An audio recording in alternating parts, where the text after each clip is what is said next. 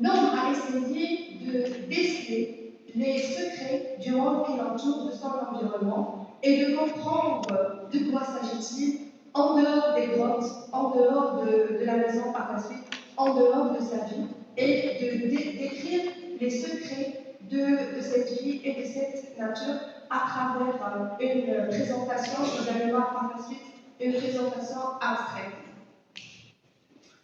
Donc, on a tendance à jeter la responsabilité de la définition des sciences aux scientifiques, aux experts, alors qu'on est en train de vivre dans une société qui est basée sur les sciences. On utilise ou bien on recueille les fruits des sciences, mais on n'enseigne pas les graines. Pourquoi? On se dit, je ne suis pas scientifique, donc je ne vais pas me mêler de ces histoires des sciences. Or, une vie, une société basée sur les sciences est une société dont tous les membres sont capables de comprendre ce que veut dire une science. Et pour comprendre ce que veut dire une science, on va se focaliser sur son histoire, oui, mais aussi sur sa définition. Il y a plusieurs définitions, et la définition qui a été donnée au niveau de cette vidéo est celle-ci.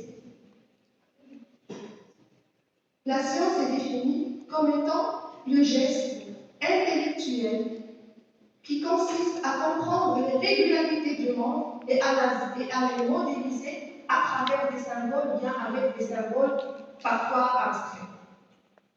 C'est vrai, on a défini la science, on a défini ce que c'est une science.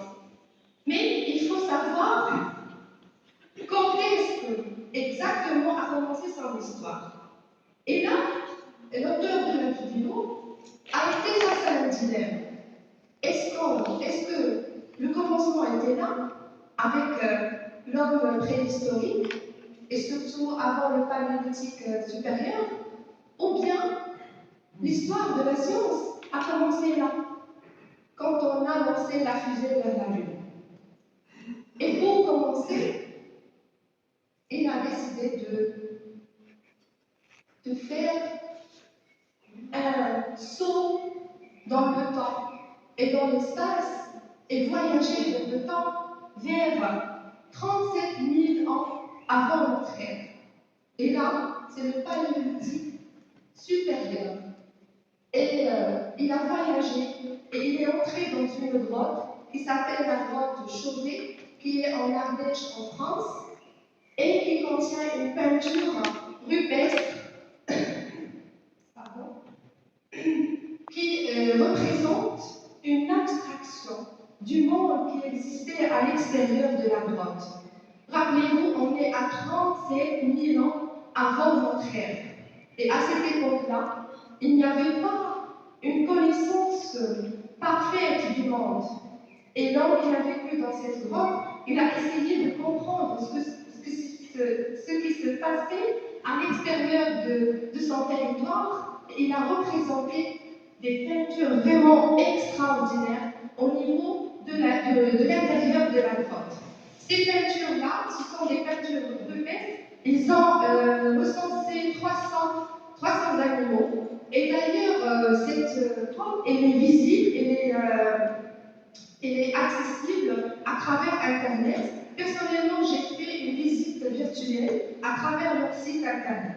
Et vous allez voir vraiment, c'est une visite splendide et vous allez pouvoir voyager dans le temps pour mieux comprendre la présentation de ces animaux au sein de la grotte. Pourquoi l'auteur de la vidéo a utilisé cette étape ou bien cette grotte? Parce qu'il s'agissait des premiers travaux cognitifs au niveau du cerveau humain. Et il a dit que si cet homme-là, qui vivait au paléolithique supérieur, était capable de décrire avec cette peinture le monde qui existait à l'extérieur de la grotte, c'est-à-dire qu'il a utilisé un schéma mental qui lui a permis de représenter cette nature. Et focalisez-vous sur la définition qu'on a donnée au niveau du début de la présentation, c'est-à-dire que la science est le geste intellectuel qui vise à comprendre les régularités du monde et les modéliser à travers des modèles.